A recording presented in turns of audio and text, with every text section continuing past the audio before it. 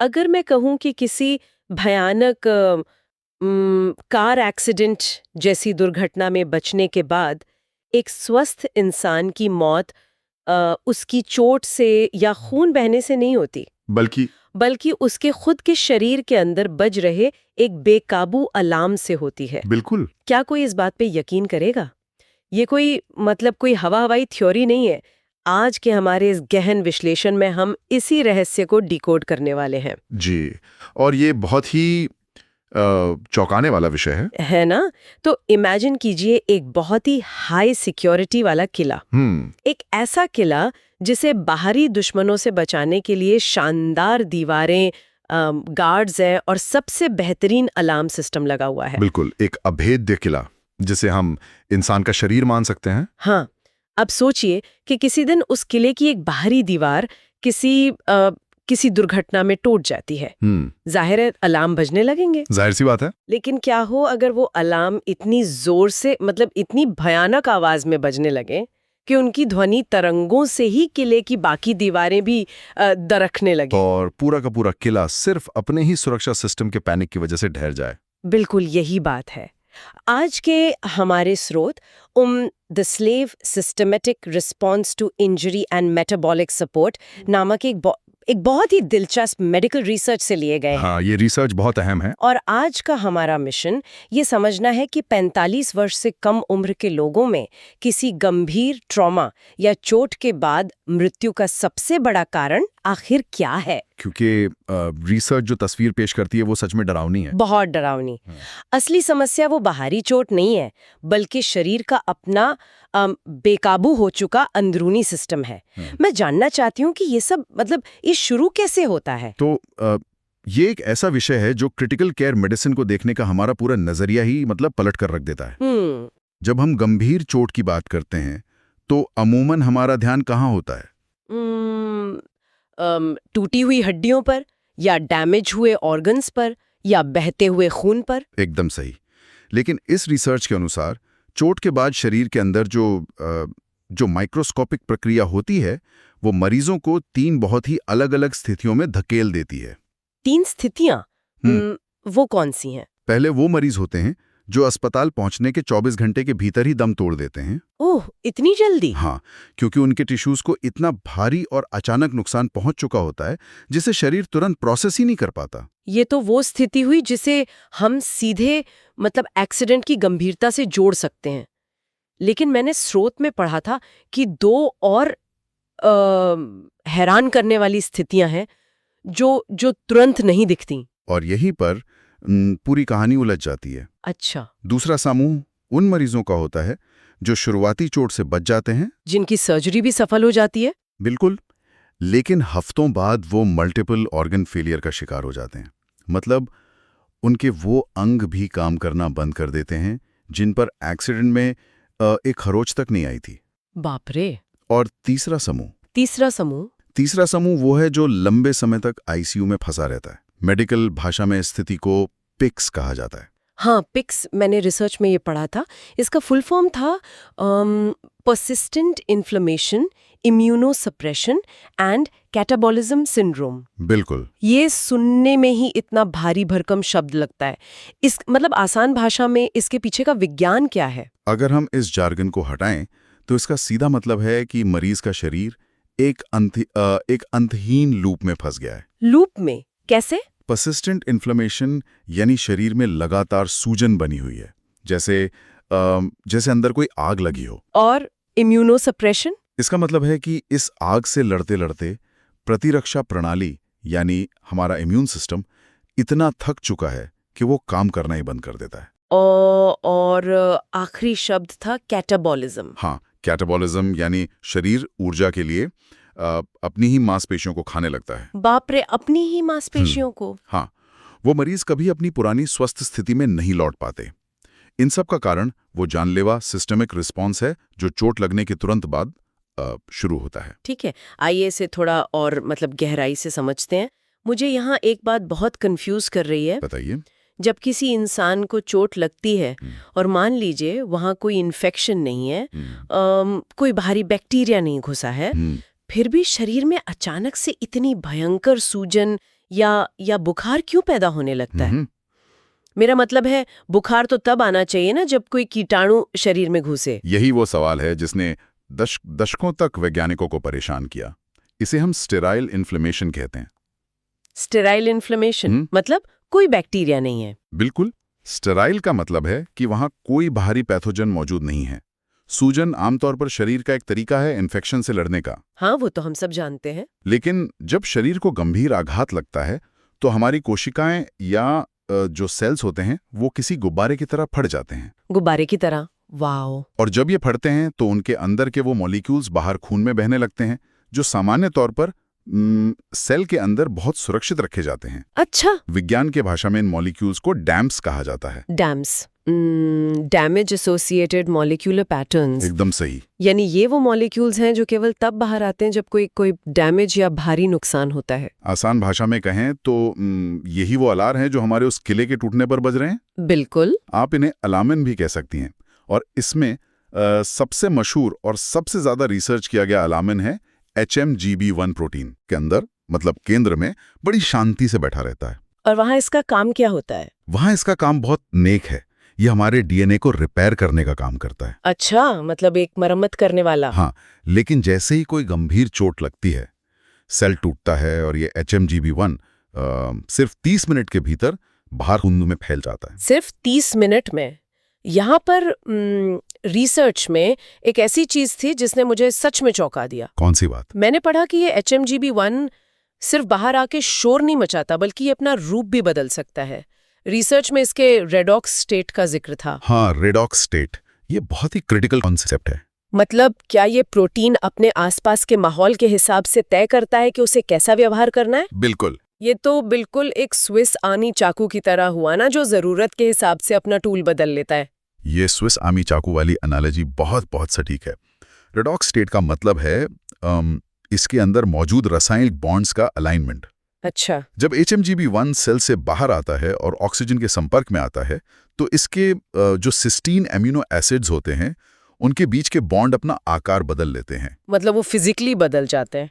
हाँ, कभी कभी ये एक मददगार की तरह बर्ताव करता है जो इम्यून सेल्स को उस जगह पर बुलाता है जहां मरम्मत की जरूरत है, जो कि एक अच्छी बात है। लेकिन अगर इसके बॉन्ड एक खास तरीके से जुड़ जाएं तो ये एक खतरनाक विलन बन जाता है। विलन कैसे?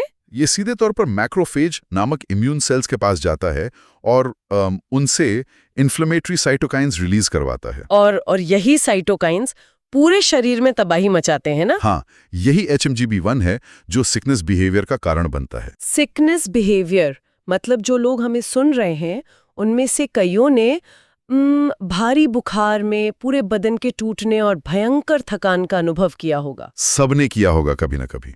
तो क्या वो दर्द, वो थकान हमें कोई इन्फेक्शन नहीं बल्कि हमारा अपना ही HMGB1 प्रोटीन दे रहा होता है? 100%। वो थकान, वो बुखार, वो सब इसी प्रोटीन का किया धरा है।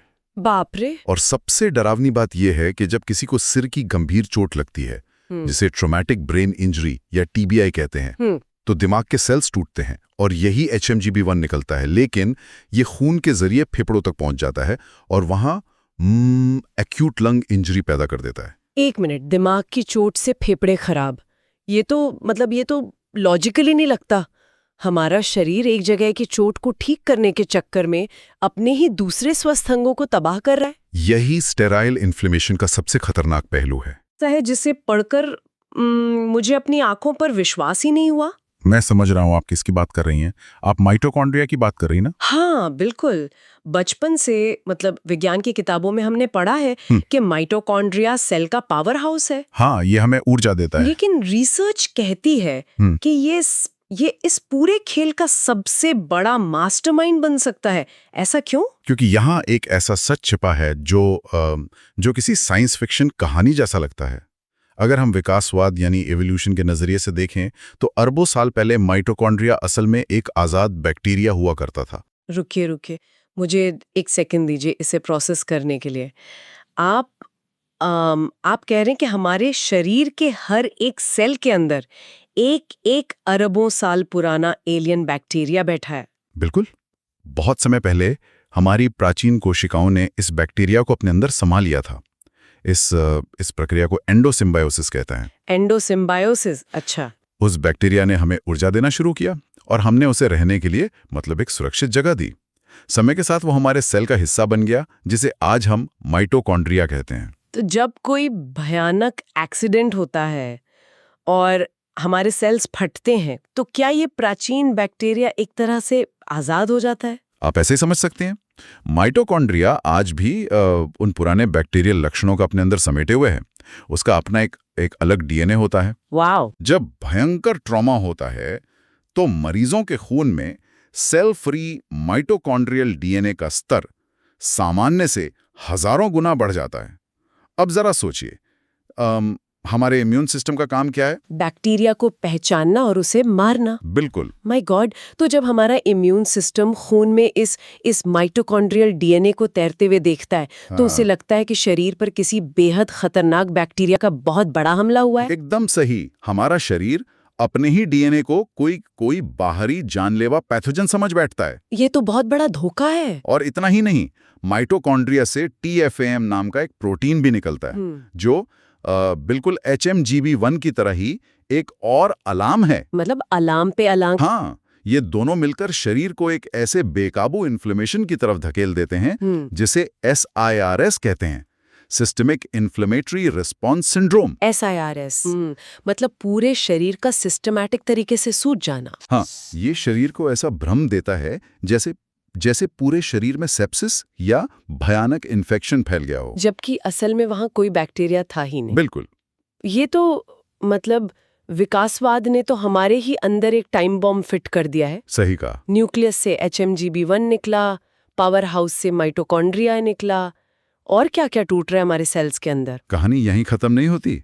सेल का जो ढांचा है, जो स्ट्रक्चरल हिस्से हैं, वो भी इम्यून सिस्टम को कंफ्यूज करने में कोई कसर नहीं छोड़ते। अच्छा, उनमें कौन शामिल है? इसमें 2 प्रमुख नाम आते हैं, हीट शॉक प्रोटीन्स और ब्लिगेलैन। Heat shock proteins.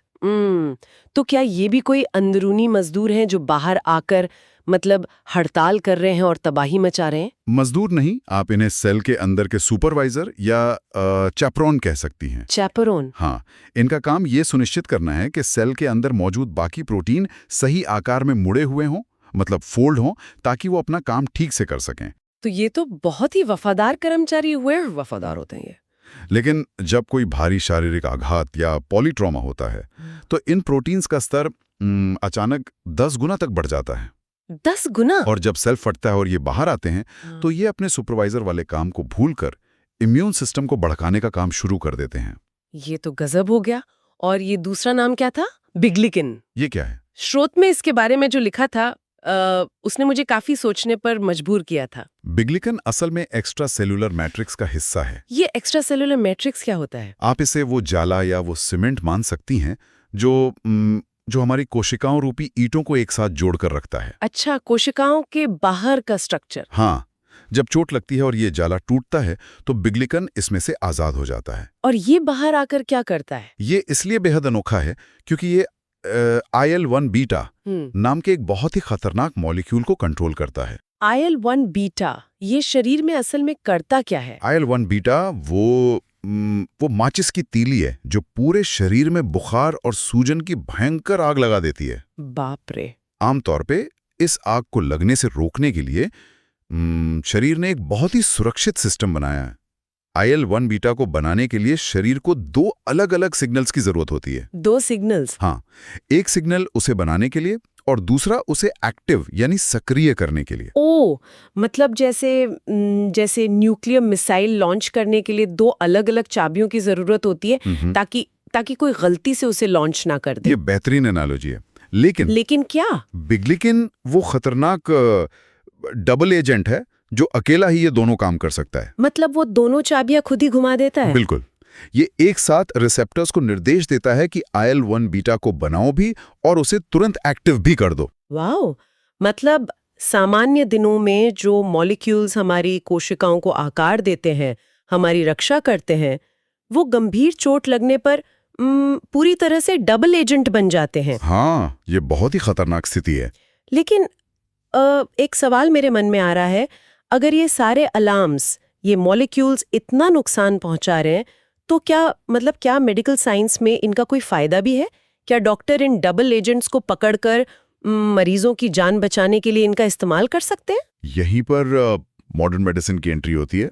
हम इन अलार्म्स को बायोमार्कर्स की तरह इस्तेमाल कर रहे हैं। बायोमार्कर्स कैसे? इन्हीं अलार्म्स में से एक है S100 प्रोटीन का परिवार। ये ऐसे प्रोटीन है जो कोशिकाओं के अंदर कैल्शियम को कंट्रोल करते हैं। इसमें से एक खास प्रोटीन है S100B, जो हमारे दिमाग के एस्ट्रोसाइट सेल्स में भारी मात्रा में पाया जाता है। तो जब जब दिमाग पर चोट लगेगी तो ये S100B बाहर आ जाएगा ना? बिल्कुल। जब किसी को सिर पर चोट लगती है तो डॉक्टर महज 3 घंटे के भीतर मरीज के खून में S100B का स्तर चेक कर सकते हैं। सिर्फ 3 घंटे में? हाँ, ये इतना सटीक अलार्म है कि इसके स्तर को देखकर डॉक्टर तुरंत ये तय कर सकते हैं कि मरीज को सीटी स्कैन की जरूरत है भी या नहीं। वाओ, ये तो बहुत मददगार है। लेकिन दुखद बात यह है कि जो मरीज गंभीर चोट के बाद सर्वाइव नहीं कर पाते, उनके खून में S100B का स्तर बहुत बहुत ज्यादा देखा गया है। यानी ये अलार्म्स तबाही तो मचा ही रहे हैं, लेकिन साथ ही ये बाहर बैठे डॉक्टर्स को अंदर की तबाही का लाइव स्कोर भी बता रहे हैं। बिल्कुल सही कहा आपने। लेकिन खून की बात निकली है तो मुझे रिसर्च का एक और हिस्सा याद आ रहा है। हम सेल्स के टूटने की बात कर रहे हैं, लेकिन खून की कोशिकाएं भी तो टूटती होंगी। हाँ, जाहिर है। स्रोत में हीम का जिक्र था। अब हम सब ने हीमोग्लोबिन का नाम तो सुना ही है, जो हमारे खून को लाल रंग देता है और ऑक्सीजन ले जाता है। लेकिन रिसर्च कहती है कि हीम खतरनाक हो सकता है। मेरा मतलब है, हीमोग्लोबिन तो हमें जिंदा रखता है ना, वो अचानक से जहर कैसे बन सकता है? ये एक बहुत ही वैलिड सवाल है जी। देखिए, जब हीमोग्लोबिन लाल रक्त कोशिकाओं यानी रेड ब्लड सेल्स के अंदर सुरक्षित रहता है, तब तक वो जीवन देता है। लेकिन जब भारी मात्रा में चोट के कारण ये कोशिकाएं टूटती हैं, तो हीमोग्लोबिन से लेबाइल हीम अलग हो जाता है। Labile haem? हाँ, और बाहर आते ही ये एक प्रो ऑक्सीडेंट बन जाता है। प्रो ऑक्सीडेंट मतलब ये बाकी सेल्स को डैमेज करना शुरू कर देता है? हाँ, और बहुत ही भयानक तरीके से।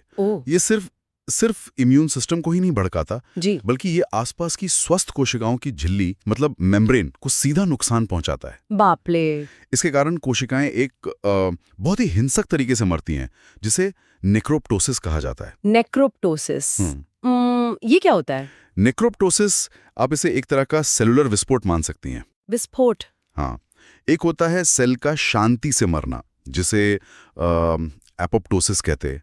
लेकिन नेक्रोप्टोसिस में सेल सूजकर फट जाता है और अपने अंदर का सारा कचरा और जहर आसपास के टिश्यूज में फैला देता है, जिससे और भी ज्यादा तबाही और सूजन फैलती है। बाप रे बाप। तो मतलब हमारे पास HMGB1 का स्वेसामी चाकू है। हाँ। माइटोकॉन्ड्रिया के प्राचीन बैक्टीरियल भूत है। बिग्लिकिन जैसा डबल एजेंट है। बिल्कुल। और अब ये जहरीला हीम है जो कोशिकाओं को बम की तरह फोड़ रहा है। हमारे किले के सारे अलार्म्स पूरी ताकत से बज रहे हैं। एकदम सही समरी है ये। लेकिन बिना कान के अलार्म का क्या मतलब? आपका क्या मतलब है? मेरा मतलब है, अलार्म बज रहे हैं, लेकिन इन्हें सुन कौन रहा है? शरीर को कैसे पता चल रहा है कि ये सारे मॉलिक्यूल्स बाहर आ गए हैं? और यही कहानी का आखिरी और सबसे अहम हिस्सा है, रिसेप्टर्स। रिसेप्टर्स, हाँ। हमारी इम्यून कोशिकाओं की सतह पर और उनके अंदर कुछ खास तरह के एंटीना लगे होते हैं। इन्हें पैटर्न रिकॉग्निशन रिसेप्टर्स या PRRs कहते हैं। एंटीना। और यहाँ मुझे स्रोत का वो तथ्य बहुत बहुत दिलचस्प लगा, जहाँ बताया गया था कि इनमें से सबसे अहम रिसेप्टर्स टोल लाइक रिसेप्टर्स या TLRs। हाँ, TLRs। इनकी खोज इंसानों में नहीं, बल्कि फ्रूट फ्लाई मतलब फलों पर भिनभिनाने वाली मक्खी में हुई थी। विज्ञान की यही तो खूबसूरती है। मक्खी में खोजे गए ये TLRs इंसानों की प्रतिरक्षा प्रणाली का मतलब सबसे जरूरी हिस्सा है। वाओ। इंसानों में ऐसे कई TLRs होते हैं, जैसे TLR4, जो सीधे तौर पर इन डैम्प्स यानी अलार्म्स को कैच करते हैं। अच्छा। इसके अलावा कोशिकाओं के अंदर भी कुछ रिसेप्टर्स होते हैं, और एक बहुत ही खास रिसेप्टर होता है जिसे रेज कहते हैं। रेज मतलब नाम से ही लग रहा है कि ये बहुत गुस्सा दिलाने वाला रिसेप्टर है। नाम इसका receptor for advanced glycation end products है, लेकिन इसका काम वाकई रेज या गुस्सा पैदा करने वाला ही है। कैसे? याद है हमने शुरुआत में बात की थी कि कैसे सिर के चोट के बाद HMGB1 दिमाग से निकलकर फेफड़ों तक तबाही मचाता है। हाँ, कि दिमाग की चोट से एक्यूट लंग इंजरी हो जाती है। वो इसी RAG रिसेप्टर की वजह से होता है। अच्छा। ये RAG रिसेप्टर फेफड़ों की कोशिकाओं पर मौजूद होता है। जब HMGB1 खून में तैरता हुआ फेफड़ों तक पहुंचता है और इस RAG रिसेप्टर से जुड़ता है, तब जाकर फेफड़ों में जानलेवा सूजन पैदा होती है। बिल्कुल, तब जाकर वो तबाही शुरू होती है। बाप रे। स्रोत में एक और कैटेगरी का जिक्र था, पेंट्रैक्सिन्स। ये क्या होते हैं और ये इन अलार्म्स को कैसे सुनते हैं? पेंट्रैक्सिन्स एक तरह के घुलनशील रिसेप्टर्स हैं। ये सेल से चिपके नहीं होते, बल्कि खून में तैरते रहते हैं। मतलब ये मोबाइल एंटेना है। हाँ, बिल्कुल। और इसमें सबसे जाना माना नाम है CRP। अरे, CRP टेस्ट, ये तो बहुत आम है। जब भी किसी को बुखार या इन्फेक्शन होता है, डॉक्टर अक्सर CRP चेक करवाने को कहते हैं। बिल्कुल कहते हैं। जब शरीर में कहीं भी कोई भारी तनाव, चोट या सूजन होती है, तो हमारा लिवर अचानक से बहुत सारा CRP बनाने लगता है। अच्छा, तो ये लिवर से आता है? हाँ, और आपको जानकर हैरानी होगी कि गंभीर चोट के बाद इसका स्तर सामान्य से 1000 गुना तक बढ़ सकता है। 1000 गुना? हाँ, और इसी परिवार का एक और सदस्य है PTX3। ATX3 ये क्या करता है? PTX3 इसलिए खास है क्योंकि चोट लगने के ठीक 24 घंटे बाद इसका जो स्तर होता है, वो ये सटीक भविष्यवाणी कर सकता है कि उस मरीज के बचने की संभावना, मतलब सर्वाइवल प्रोबेबिलिटी कितनी है। वाओ। तो अगर हम इस पूरी चर्चा को एक बड़े कैनवस पर देखें, सुनने वालों के लिए, चाहे वो मेडिकल फील्ड से हो या बस विज्ञान में दिलचस्पी रखते हो, उनके लिए ये सब जानना क्यों जरूरी है? सिलने या खून चढ़ाने तक सीमित नहीं है। असली चुनौती ये है कि हम इस बेगाम इम्यून सिस्टम और इस जानलेवा मॉलिक्यूलर कम्युनिकेशन को शांत कैसे कर सकते हैं। तो मतलब इलाज का फोकस बदल रहा है। बिल्कुल। डॉक्टर और वैज्ञानिक अब ऐसे तरीके खोज रहे हैं जिनसे खून में तैर रहे इस कचरे यानी माइटोकॉन्ड्रियल DNA को साफ किया जा सके, या शायद उन रिसेप्टर्स को ब्लॉक किया जा सके जो इन अलार्म्स को सुनकर पैनिक कर रहे हैं। एकदम सही। ये वाकई में मतलब हमारा पूरा नजरिया बदलने वाला है। अगर हम आज के इस डीप डाइव को समेटें तो एक बात बिल्कुल साफ हो जाती है। वो क्या? एक गंभीर चोट सिर्फ कोई बाहरी एक्सीडेंट या बाहरी नुकसान नहीं है। जब कोई बड़ी दुर्घटना होती है तो शरीर के अंदर एक भयानक माइक्रोस्कोपिक युद्ध शुरू हो जाता है। बिल्कुल। एक ऐसा युद्ध जहां हमारे ही रक्षक प्रोटीन, हमारा अपना DNA और हमारे खून के कण बेकाबू अलार्म बन जाते हैं। हाँ। हमारा इम्यून सिस्टम, जिसे हमारी रक्षा करनी चाहिए, वो पूरी तरह से कंफ्यूज होकर हमारे ही खिलाफ काम करने लगता है। और यही वो सिस्टेमिक रिस्पॉन्स है जो उस 45 साल से कम उम्र के व्यक्ति की जान ले लेता है, जिसकी बाहरी चोट शायद उतनी जानलेवा नहीं थी जितनी कि उसके अंदर का ये मॉलिक्यूलर पैनिक। बिल्कुल सही। सुनने वालों के लिए ये एक बहुत बड़ा टेक अवे है। अगली बार जब भी कोई किसी बड़े मेडिकल ट्रॉमा के बारे में सुने या किसी को ICU में देखें, तो याद रखिएगा कि असली लड़ाई सिर्फ उस अस्पताल की बेड पर पट्टियों या मशीनों के बीच नहीं लड़ी जा रही है। असली लड़ाई तो अंदर है। हाँ, असली लड़ाई उस मरीज के शरीर के अंदर एक ऐसे माइक्रोस्कोपिक स्तर पर चल रही है जहां शरीर खुद को बचाने की अंधाधुंध कोशिश में खुद ही को सबसे बड़े खतरे में डाल रहा है। एकदम सही बात है। हम आज के इस विश्लेषण को एक बहुत ही प्रोवोकेटिव विचार के साथ समाप्त करते हैं। बताइए। अगर हमारा अपना इम्यून सिस्टम हमारी ही टूटी हुई कोशिकाओं को किसी जानलेवा बैक्टीरिया की तरह देखता है, तो क्या भविष्य के ट्रॉमा मेडिसिन का लक्ष्य घावों को भरने से ज्यादा शरीर की इस मदद की पुकार को चुप कराने पर निर्भर करेगा? ये तो बहुत ही गहरा सवाल है। सोचिए, हमारे शरीर की उन गहरी शांत कोशिकाओं के अंदर और कितने ऐसे मॉलिक्यूल्स छिपे हैं जो किसी आपात स्थिति में हमारे लिए इस तरह के डबल एजेंट बन सकते हैं। सही बात है। और क्या हम कभी अपने ही शरीर के इस अलार्म सिस्टम को पूरी तरह हैक करना सीख पाएंगे ताकि हमारा अपना शरीर ही हमारा सबसे बड़ा दुश्मन न बन जाए? इस पर विचार करें।